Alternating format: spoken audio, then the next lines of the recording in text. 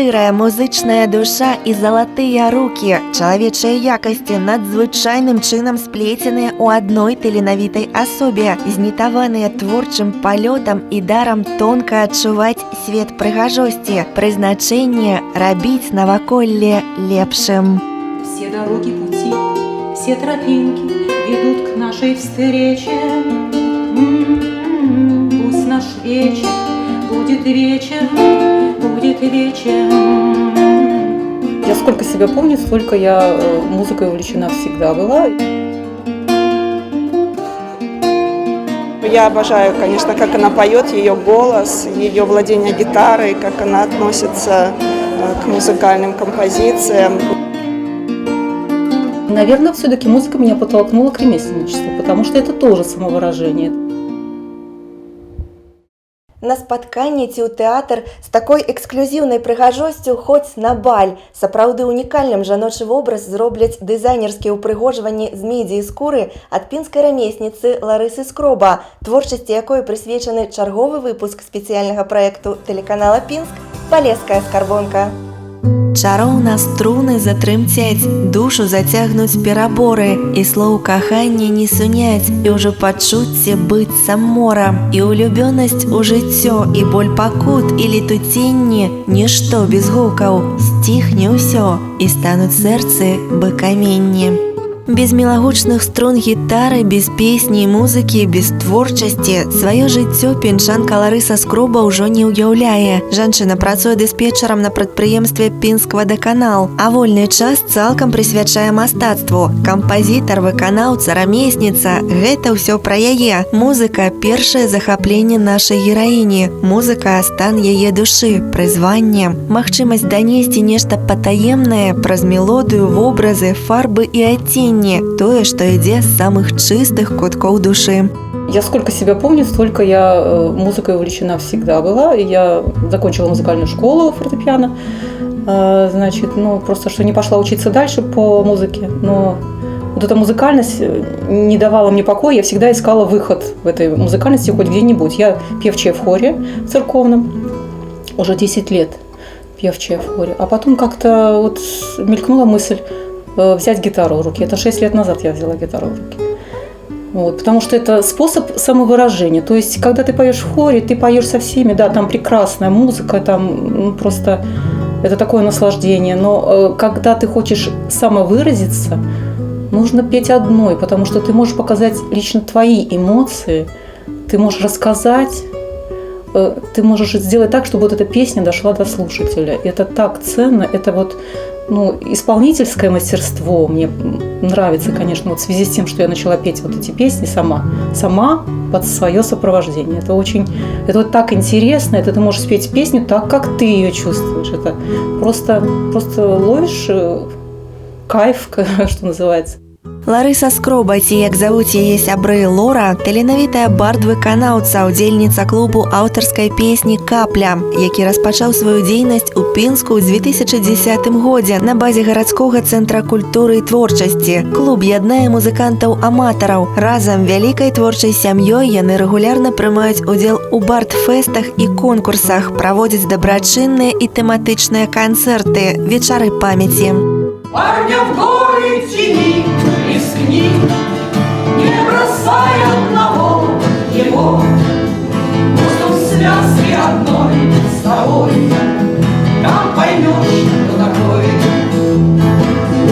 Мы с Лорой очень близкие подруги, я очень счастлива, что мы с ней нашлись. Благодаря интернету совершенно случайно эта встреча была такая значимая для нас обеих. И, я обожаю, конечно, как она поет, ее голос, ее владение гитарой, как она относится к музыкальным композициям. А то, что она стала делать из медной проволоки, это просто такие шедевры, что мы просто поражаемся всем клубом. И, конечно, восхищаемся.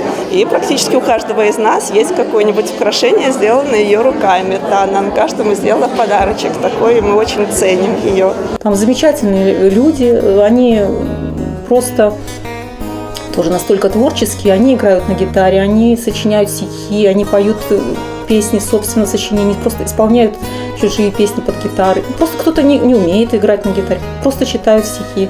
То есть люди вот собираются для того, чтобы вот поделиться своими эмоциями тех авторов, которых они читают или поют. Вот. В общем, просто я настолько счастлива, где-то я 5 лет уже в этом клубе, 6-й, наверное. Но это же так интересно, там настолько интересные люди, это просто, я не знаю, для меня какая-то вторая жизнь начала, совсем другая. Ларыса сама піша музыку, спрабуе ствараць і лірычныя радкі, на якія яе натхняюць як сусветныя класікі, так і сучасныя паэты. Яе талент прызнаны ўсёй краінай. Так, на традыцыйным фестывалі бардаўскай песні «Зялёны гран-пры 2017», што праходзіць у Гродна ўжо больш за 30 гадоў, Ларыса Скроба была прызнана лепшай, пасля чаго атрымала запрашэнне стаць героем перадачы песні пад гітару на тэлеканале «Беларусь-3». У творчай скарбонцы гран-пры сонечнага фэсту ў Кобрыне і лаўрэатства фестывалю «Крыніца» у Баранавічах. Зазеркалье реки тихо спят, облака, летний ветер их сон не тревожит. Я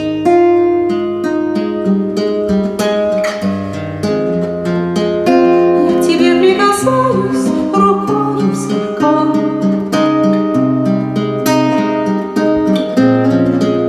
ты роднее мне всех и дороже. Музыка, па словах творцы, падштурхнула яе да рамесніцтва, прычым самаабытнага, аўтэнтычнага, загадкавага, старажытнага. Вось ужо 2 гады сваімі рукамі натхнёная Ларыса стварае аўтарскія вінтажныя упрыгожванні з мідзі, латуні і скуры з натуральнымі камянямі ў розных стылях: класічным, боха, віктарыянскім, індыйскіх матывах, вікінг-кніт. Творы дзіўнай нейкай прыцягальнай сілы і прыгажосці, сапраўднае ювелірнае мастацтва. Я больше ни на что не хочу переключаться даже, потому что это, наверное, мой материал просто. Я по случаю купила украшение, просто браслетик из медных колечек. Мне так он понравился, настолько я почувствовала, что это мой материал. Он теплый, медь полезно вообще для здоровья, ее полезно носить на теле. И думаю, надо попробовать саму. Вот началось с малого, а потом смотрю, девчонки увидели у меня, ой, я тоже такую хочу. И я как-то пришла к тому, что я стала делать потихонечку.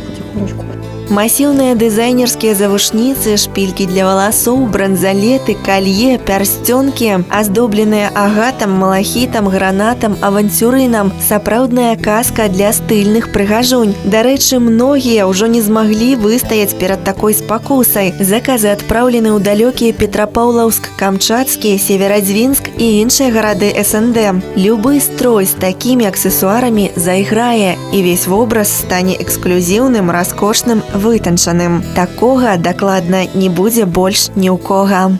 Вот такие украшения своими руками, они эксклюзивные. И это очень интересно сделать то, что нигде не купишь. Вот. Ну, только так вот я пришла именно. Я чувствую украшения, я что-то другое могу не чувствовать. Я не чувствую, например, куклу, я не смогу сделать куклу. Это другие люди могут, у каждого свое. Я, как и все женщины, немножко вяжу, немножко шью, но тоже это не мое. Я не чувствую, как как сделать красиво. А вот это я, настолько мое.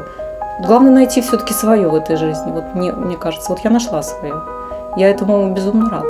Лічыцца, што ўпрыгожванні з медзі валодаюць магічнымі якасцямі, прыносяць поспех і здароўе, дапамагаюць справіцца са стомленасцю, прыцягваюць маладосць. Тут варта ўспомніць бабуліну параду. Набіў шышку, прыкладзі медны пятак. Здавалася б, зусім не жаночая справа, але ж захопленасць правяла Ларысу ў гарадскі клуб умельцаў народных і мастацкіх промыслаў «Палескія майстры». У пінскай канцэртнай зале ў гэтыя дні сярод работ іншых рамеснікаў экспануются и медные упрыгожванні Ларысы Скроба.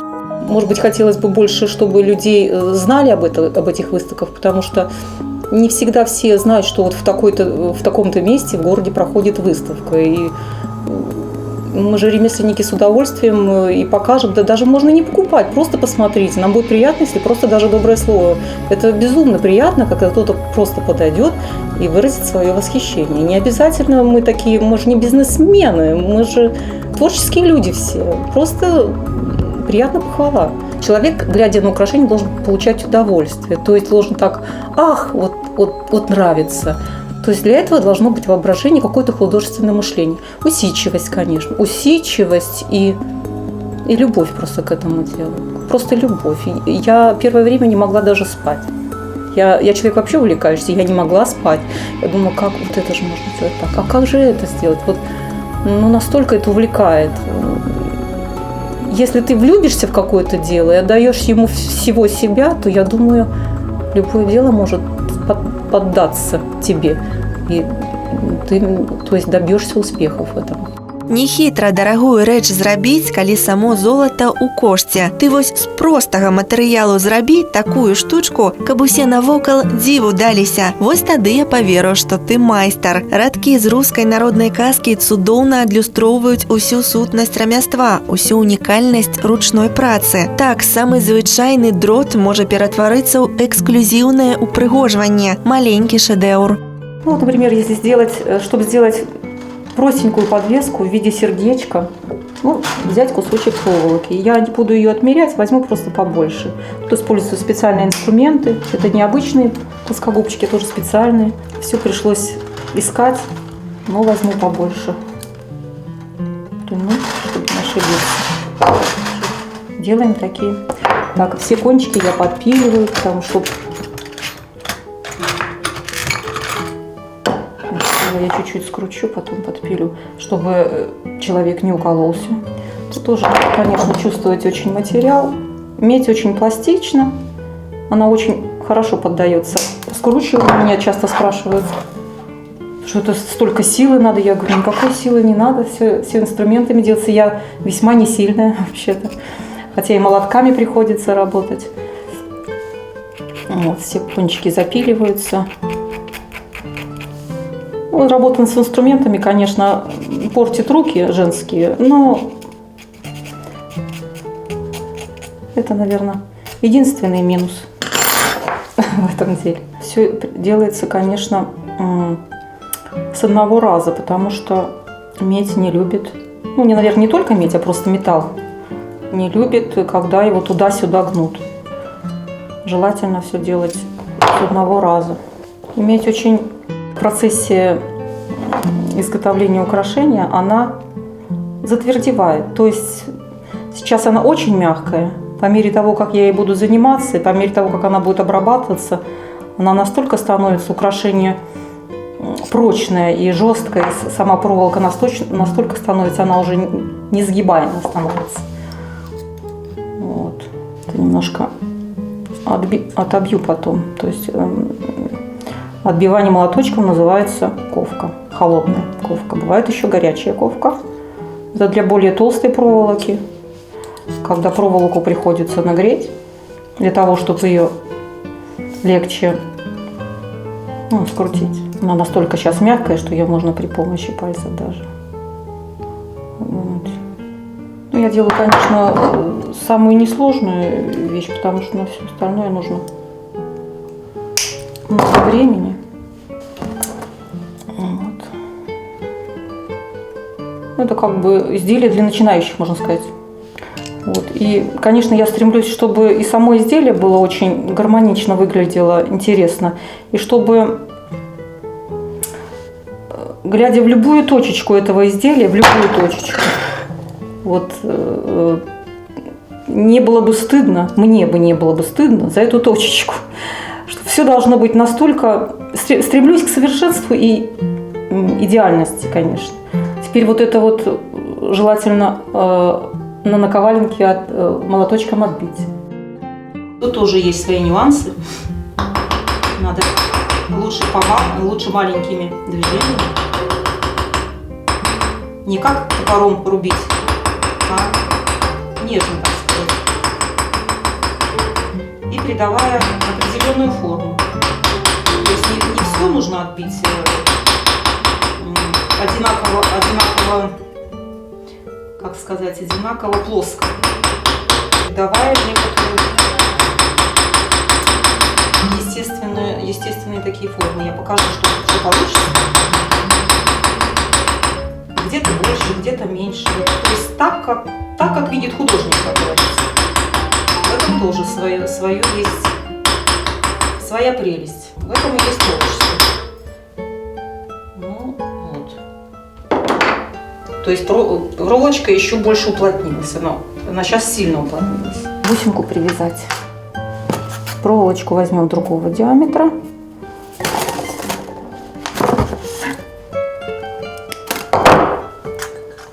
Так, значит, сделаем так. Ну, просто эту проволочку. Это все уже руками можно сначала.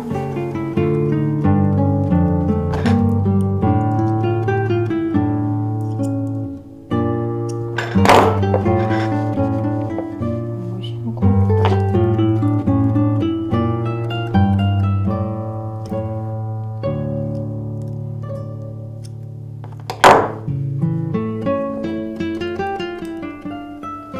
Инструменты, конечно, мужские, но мне они нравятся. Может быть, в роду были кузнецы. Это бусинка из агата.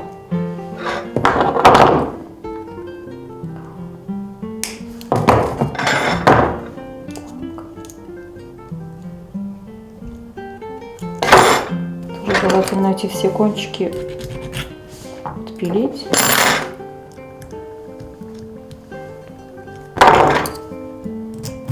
Ничего не должно травмировать носящее украшение. Тут разные напильнички.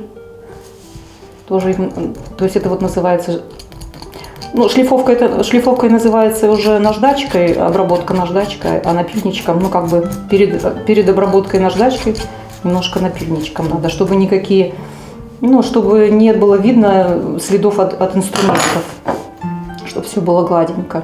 Если что-то не нравится, я всегда пытаюсь исправить это. Вот что-то, если слишком грубовато как-то смотрится, всегда хочется добиться совершенства. Даже в такой маленькой конструкции. Ну вот это простенькое. Вот сюда можно уже это самое приделать. Я показала совсем небольшое простенькое украшение, которое делается очень быстро. Но это, в принципе, уже подвеска. И все, и вот украшение маленькое, миниатюрное, оно же милое, просто прелестное. Конечно, тут ничего сложного. Это уже сложно. Это делается, это не показать. Вот это, ну, тут очень много всего. Ну, конечно, это долго делается. А это делается недолго. Ну, зато эксклюзивное.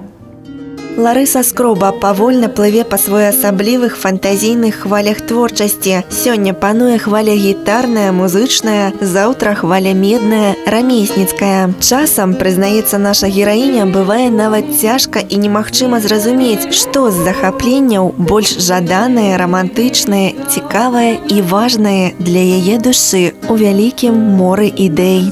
Для меня и это интересно, ремесло, и музыка. Я не хочу, ничто не уступает другому. То есть у меня борются между собой вот два эти увлечения. Но ничто не переборет, конечно, это однозначно. Ни музыка, ни ремесло. Все будет параллельно так развиваться, я думаю, надеюсь. И это интересно, а когда уже наконец получится, уже думаешь, ой, как здорово, какая я молодец. Ну, как бы сам перед собой, то есть сам себя начинаешь уважать. То, что ты стараешься. Все-таки труд, в первую очередь, труд во всем. Труд.